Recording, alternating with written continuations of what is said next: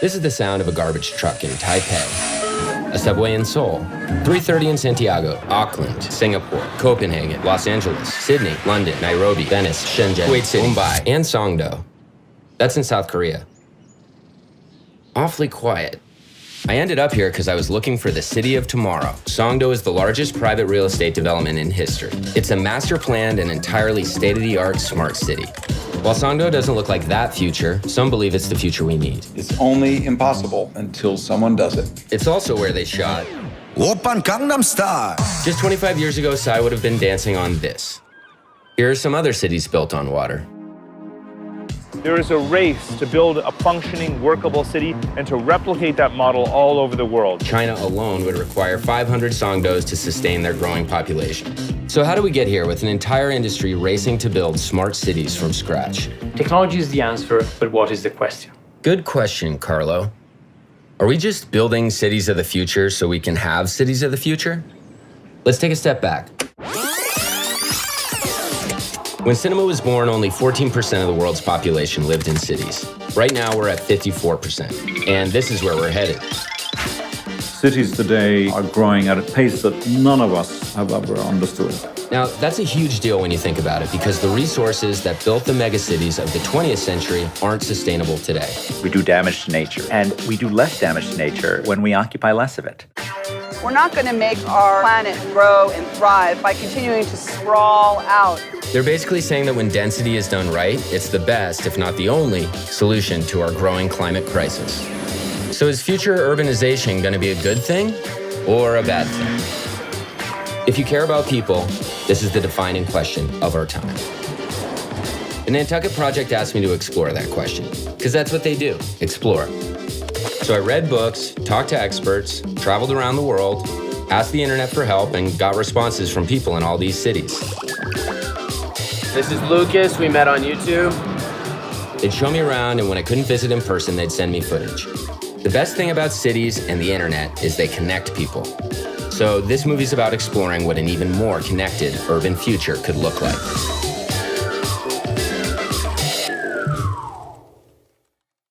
There is a renaissance in the city, and I'm honored to be a participant in the Detroit story. That was Mayor Jerome Kavanaugh making a bid for the 1968 Olympics. 50 years later, population still in decline, Detroit went bankrupt. In 2014, we had the water shutoffs in Detroit. Thousands of homes lost water due to shutoffs. And I wanted to focus on helping resolve that. So I created an application called City Water that's going to give Detroit residents their water usage in real time. That might sound boring compared to a drone delivering your pizza, but let's remember that cities only reached their full potential when they became healthier places to live. At the start of the 20th century, America's cities were spending as much on water as the federal government was spending on everything except for the post office and the army. We've come a long way to an exciting era. This is Abess. He saw my video announcing the project and wanted to make sure his city made the cut. I was born here, and I'm really passionate about bringing the city back to the point it was. We're no Silicon Valley, but we're trying to become a city that brings tools and brings solutions and brings jobs back. Detroit is his company's first client. That means they're using data to prevent this kind of thing. When the citizens say, I don't need to have a smart city, but whatever new innovation it comes, if it helps me, I'm going to embrace it. And it's really encouraging just the fact that the city is willing to do a project like this. And we're hoping to launch that in January of 2017 and take that to other cities across the country. Because cities inherently just don't compete with each other, there's a huge opportunity to collaborate with other cities. We could take the best practices in sustainable urbanization and spread them around the world as quickly as possible. That is the promise of the 21st century of urbanization. It's easy to imagine adopting Abess's app in Santiago. And Los Angeles is a city that's never taken water for granted. Well, what can we do? The rest of the city needs drinking water. Water again. We use water from 1,400 miles away that is transported long distances using over 19% of our entire energy budget for the state of California. David uses solar power to turn air into clean water, which he gives away for free to his city or sometimes turns into food. Awesome.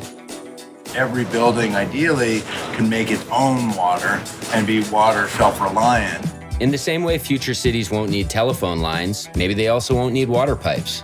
You put water into a bottle, it becomes the bottle. You put it in a teapot, it becomes the teapot. be water, my friend. Like that, you see?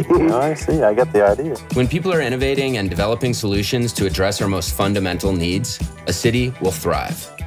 What kind of cities do we want? How do we want to interact as people in cities? Because cities aren't buildings, they're people. Part of the job of urban success means to attract and produce skilled people and to retain skilled talent. This goes together in a city. Opportunity and solving problems as they arise, innovating.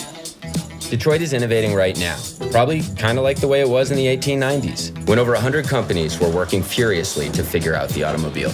That's also like Silicon Valley in the 60s and 70s, Bangalore in the 80s, and Shenzhen, where 90% of the world's drones are manufactured right now.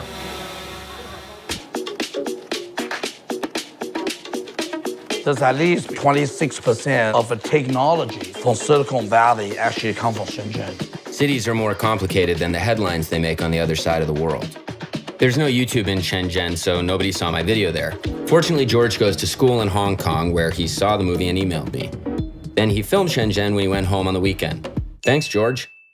Like Songdo, Shenzhen was not a city 25 years ago. And like many other cities, they built giant American-style highways. Currently, the U.S. has policies that we're using general tax revenues to fund highways. We're basically subsidizing people to drive. And that's why it's cheaper to drive to the grocery store to buy blueberries from 4,000 miles away than it is to walk over to the farmer's market and buy local. Can you tell I'm eating blueberries? You can tell you're eating what you got. Okay, cool. Our subsidies and policies encourage bad habits, but the false message we send globally is that big highways solve problems. Transportation's been a very sleepy field for 50 years. You're starting to see people rethink what our streets are about and who they're for. Now cities are spending money getting rid of highways, confirming that more transportation choices and less parking are often the best ways to fight traffic and congestion. This used to be a motorway, now it's a public space. So you got green space, shade, clean water, natural cooler temperature in the area, and sure enough, traffic got better. Seoul is turning another highway into a path for people. Paris is going full pedestrian along the Seine. In Singapore, where they just debuted a self-driving taxi, they're also building a city with no cars. Same thing in Mannheim, Germany, which ironically is where this guy invented the first car. The future of our cities is about people. That really does mean focusing on public transportation and providing choices for how people get around. The number one factor that determines whether someone can escape poverty, you either think it'd be like crime rates or school, it's commute time. When walking, cycling, and public transportation are the fastest ways to move, nobody feels like a second-class citizen for not owning a car. That's going to be the secret sauce for cities in the 21st century. Check out all these Metro cards. That last one's from Singapore, where I didn't meet a single person who owns a car. It's hard to beat the Singaporeans. In Singapore, a Toyota Corolla costs 140 grand, and the government only lets you lease it for 10 years. The fact that they embraced having something that actually charges people for the social cost of their driving is a policy that basically all crowded cities should be embracing. In Santiago, you can get around in this electric rickshaw for free. The design came from China. Let's go back there.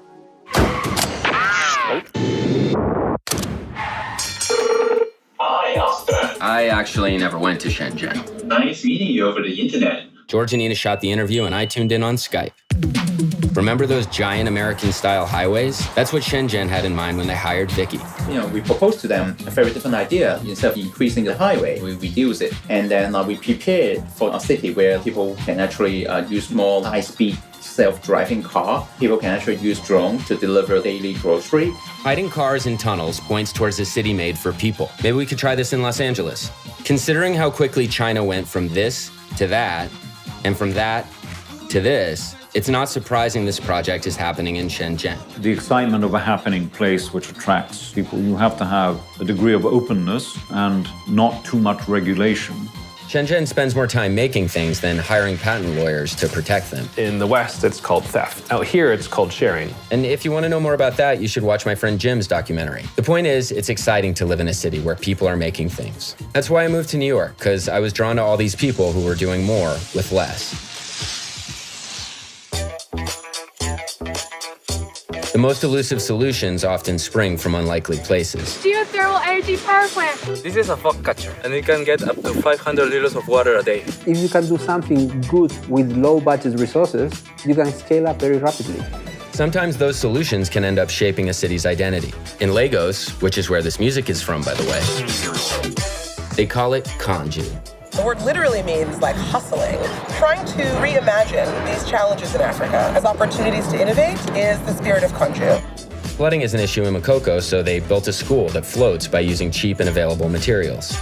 This woman turns discarded plastic into bricks in Karachi. In Nairobi, nobody uses credit cards or cash, all you need is a phone. In Manila, they turn water bottles into solar light bulbs.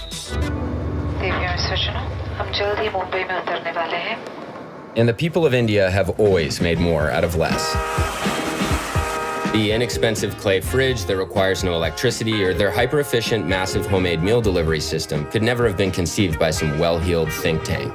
Dr. Jochum has lived in the slums for 50 years, built 1 million houses and toilets, been nominated for a Nobel Peace Prize, and brought his organization, Slum Dwellers International, to 43 different countries. We don't need you to come and sit on my head and dance. I know how to write my song. It is my dance, my song, I will play it. He's basically saying, we got this. If you want to help, channel your support through us. For example, here's a self-run recycling operation in Jochum's neighborhood. We all want to be involved in the futures of the places where we live.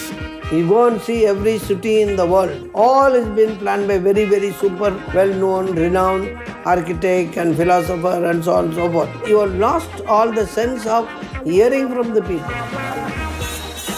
Unfortunately, a lot of architects have a sort of a pre-designed approach that they force into whatever context and culture they get to.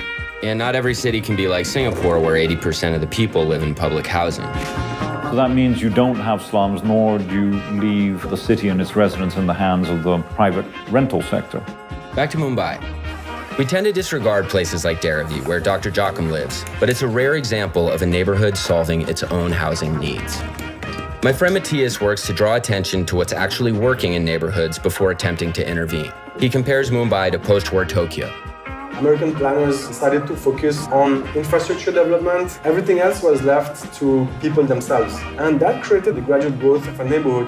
Like Tokyo in the 1950s, it's your neighbors planning and building your home in Dharavi. Up to 90 people can be working on a small site for 4 weeks and produce a house of much better quality than the affordable housing that the government is developing.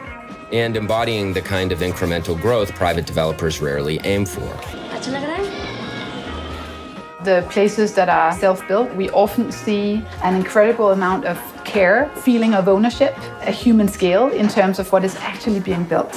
How do we combine the genius that's really there in the streets, it's solving its own problem? How do we then bring in a little bit of outside technology or better public management in order to upgrade them and to empower their citizens' lives more effectively? Post-war Tokyo, unlike Mumbai, had major funding and state-of-the-art infrastructure. And 30 years later, it was the city of the future. That's not my kind of place. Go someplace else. I don't think so, Mr. Deckard.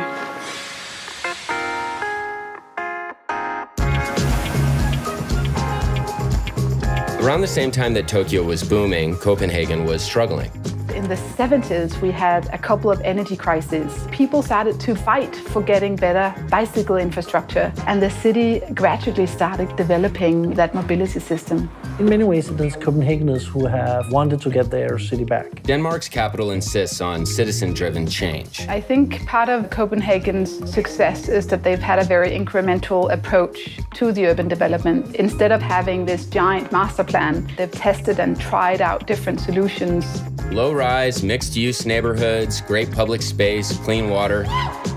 This new power plant turns waste into clean energy. And it's a ski slope.